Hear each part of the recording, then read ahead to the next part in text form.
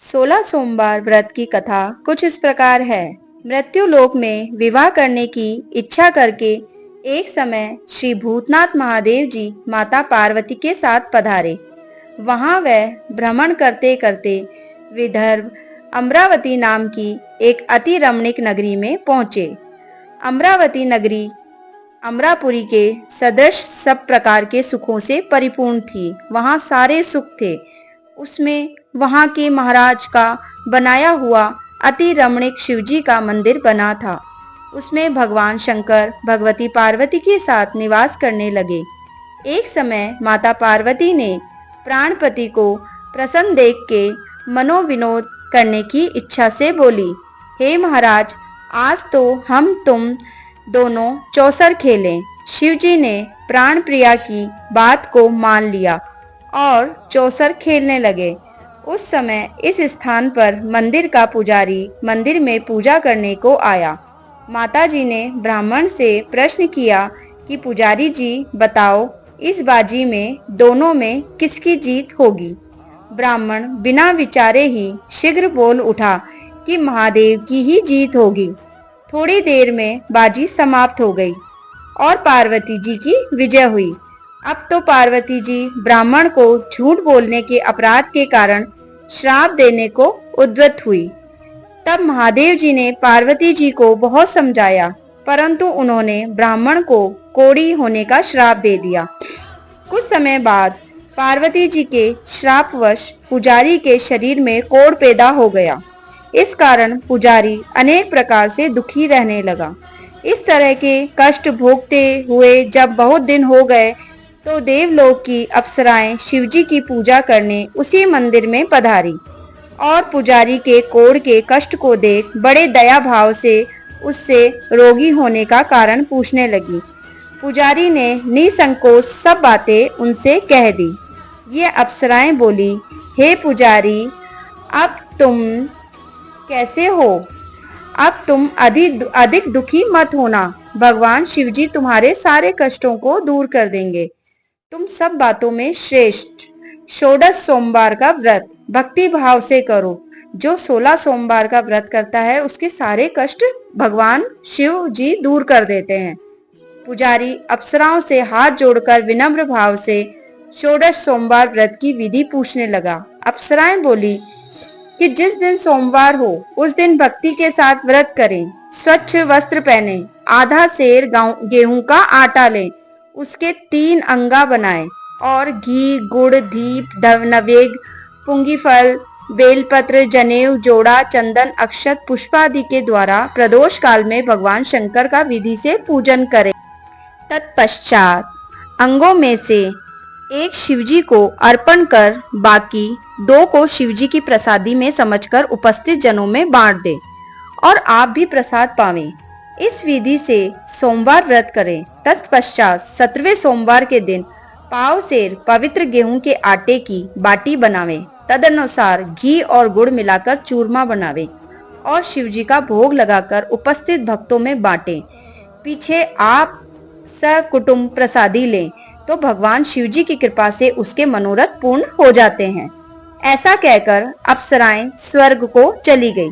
ब्राह्मण ने यथाविधि 16 सोमवार व्रत किया तथा भगवान शिवजी की कृपा से रोग मुक्त होकर आनंद से रहने लगा। कुछ दिन बाद जब फिर शिवजी और पार्वती जी उस मंदिर में पधारे तब ब्राह्मण को निरोग देख पार्वती ने ब्राह्मण से रोग मुक्त होने का कारण पूछा तो ब्राह्मण ने 16 सोमवार व्रत की कथा कह दी और उसकी विधि भी बता दी। तब तो पार्वती जी ने अति प्रसन्न हो ब्राह्मण से व्रत की विधि पूछकर व्रत करने की तैयारी हुई। व्रत करने के बाद उसकी मनोकामना पूर्ण हुई तथा उनके रूठे हुए पुत्र स्वामी कार्तिकेय स्वयं माता के आज्ञाकारी, परंतु कार्तिकेय जी भी अपने यह विचार परिवर्तन का रहस्य जानने की इच्छा हुई और माता से बोले, हे माता जी, आपने ऐसा कौन सा उपाय किया जिससे मेरा मन आपकी ओर आकर्षित हुआ। तब पार्वती जी ने कहा कि 16 सोमवार व्रत कथा उनको सुनाई। स्वामी कार्तिकेय जी बोले कि इस व्रत को मैं भी करूंगा क्योंकि प्रिय मित्र ब्राह्मण बहुत दुखी दिल से परदेश गया है। हम उससे मिलने की बहुत इच्छा है। कार्तिकेय जी ने भी इस व्रत को किया और उनका प्रिय मित्र मिल गया। मित्र ने इस आकस्मिक मिलन का भेद कार्तिक जी से पूछा तो वह बोले, हे मित्र, हमने तुम्हारे मिलने की इच्छा करके 16 सोमवार का व्रत किया था।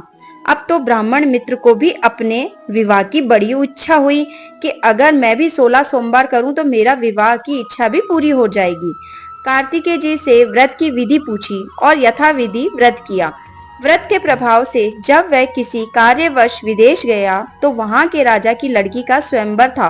राजा ने प्रण किया था कि जिस राजकुमार के गले में सब प्रकार की संगृत हथनी माला डालेगी, मैं उसी के साथ अपनी पुत्री का विवाह कर दूंगा।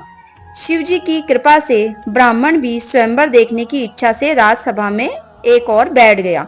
नियत समय पर हथनी आई और उसने जयमाला उस ब्राह्मण के गले में डाल दी। राजा की प्रतिज्ञा के अनुसार बड़ी धूमधाम से कन्या का विवाह हुआ, उस ब्राह्मण के साथ कर दिया और ब्राह्मण को बहुत सा धन और सम्मान देकर संतुष्ट किया। ब्राह्मण सुंदर राजकन्या पाकर सुख से जीवन व्यतीत करने लगा। एक दिन राजकन्या ने अपने पति से प्रश्न किया कि हे प्राणनाथ, आपने ऐसा कौन सा भारी पुण्य किया जिसके प्रभाव से हथिनी ने आपके गले में माला डाली और सब राजकुमारों को छोड़ दिया। ब्राह्मण ने बोला, हे प्राण प्रिय, मैंने अपने मित्र कार्तिकेय जी के कथा कहे अनुसार 16 सोमवार का व्रत किया, जिसके प्रभाव से मुझे तुम जैसी स्वरूपवान और गुणवान लक्ष्मी की प्राप्ति हुई। व्रत की महिमा को सुनकर राजकन्या को बड़ा आश्चर्य हुआ और वह भी पुत्र की कामना करके यह व्रत करने लगी। शिवजी की दया से उसके गर्भ से एक अति सुंदर सुशील धर्मात्मा और विद्वान पुत्र उत्पन्न हुआ। माता पिता दोनों उस देव पुत्र को पाकर अति प्रसन्न थे और उसका लालन पालन भली प्रकार से करने लगे। जब पुत्र समझदार हुआ तो उसने भी एक दिन अपनी माता से प्रश्न किया कि माँ, तूने कौन सा तप किया जो मेरे जैसा पुत्र तेरे गर्भ से उत्पन्न हुआ। माता ने पुत्र का प्रबल मनोरथ जानकर अपने किए हुए 16 सोमवार व्रत की विधि के सहित पुत्र की सम्मुख प्रकट किया कि यह व्रत मैंने पुत्र किया था। पुत्र ने ऐसे सरल व्रत को और सब तरह के मनोरथ पूर्ण करने वाले सुना तो वह भी इस व्रत को करने लगा। हर सोमवार को यथाविधि व्रत करने लगा। उसी समय एक देश के वृद्ध राजा के दूतों ने आकर उसको एक राजकन्या के लिए वरण किया। राजा ने अपनी पुत्री का विवाह ऐसे सर्वगुण संपन्न ब्राह्मण युवक के साथ करके बड़ा सुख प्राप्त किया। वृद्ध राजा के दिवंगत हो जाने पर यही ब्राह्मण बालक गद्दी पर बैठाया गया, क्योंकि दिवंगत भूप के कोई पुत्र नहीं था।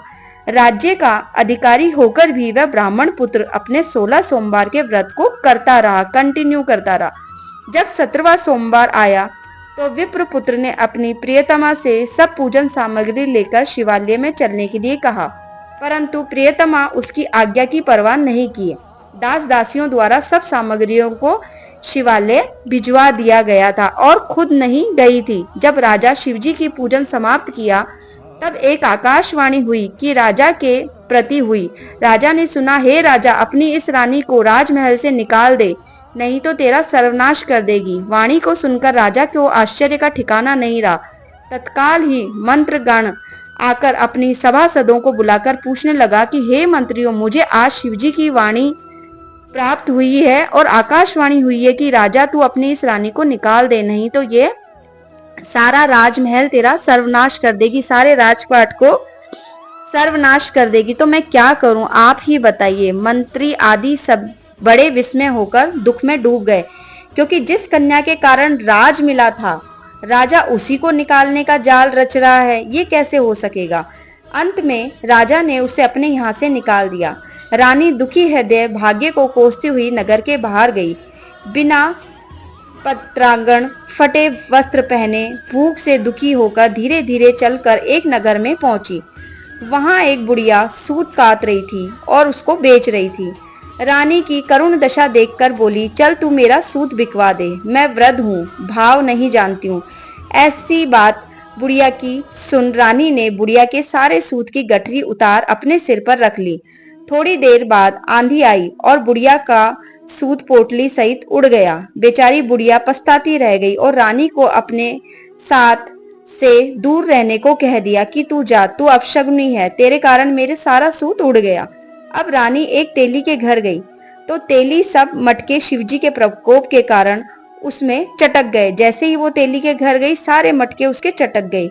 ऐसी दशा देख तेली ने रानी को अपने घर से निकाल दिया।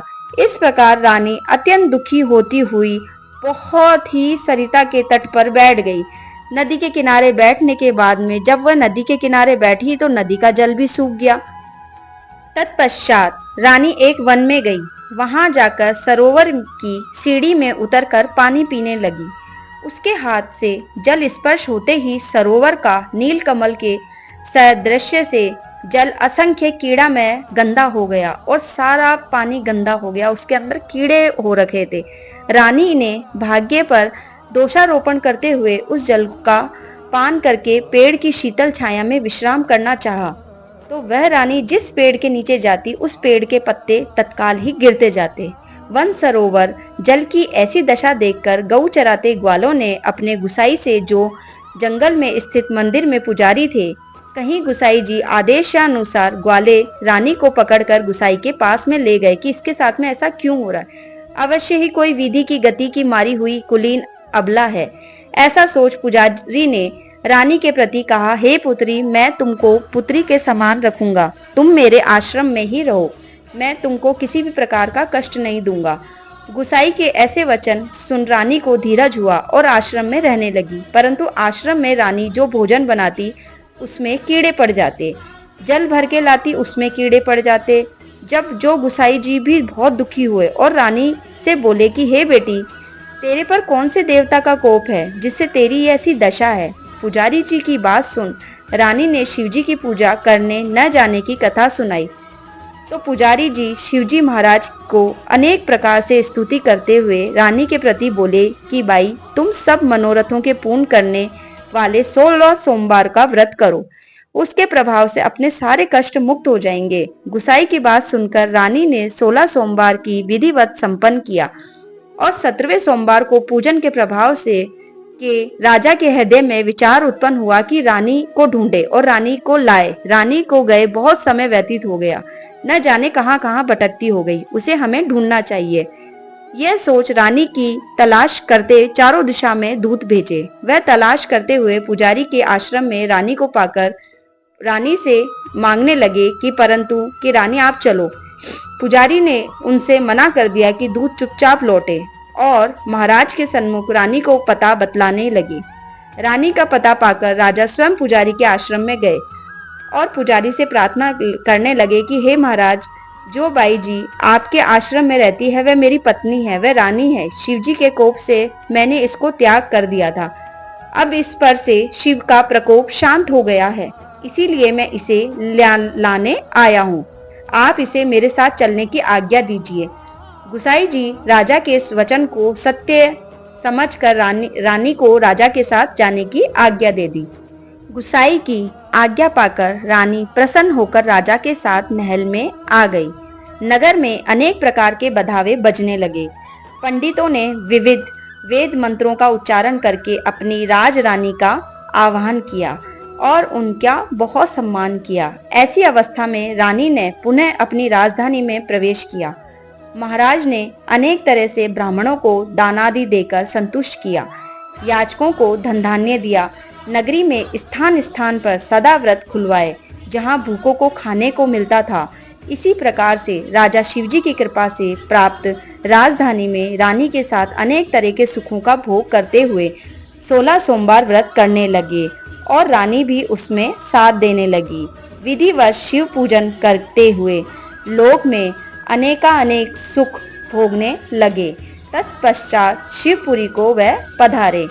ऐसे ही जो मनुष्य मन से, वचनों से, कर्मों से तथा भक्ति भाव करता है और 16 सोमवार का व्रत करता है, उसके सारे कार्य पूर्ण होते हैं, उसकी सारी मनोकामनाएं पूर्ण होती है और पूजन इत्यादि से विधिवत करता है। वह इस लोक में समस्त सुखों को भोगकर अंत में शिवपुरी को प्राप्त होता है। यह व्रत सब मनोरथों को पूर्ण करने वाला है। यह व्रत बहुत आसान है और कहते हैं ये व्रत करने से शिवजी बहुत बहुत जल्दी प्रसन्न होते हैं और उन पर माता पार्वती का आशीर्वाद सदैव बना रहता है। इसीलिए हर कोई को 16 सोमवार करने चाहिए और यह कथा जरूर जरूर सुननी चाहिए, जिससे उसके सारे मनोरथ पूरे होएं और उसकी सारी मनोकामनाएं पूर्ण होए।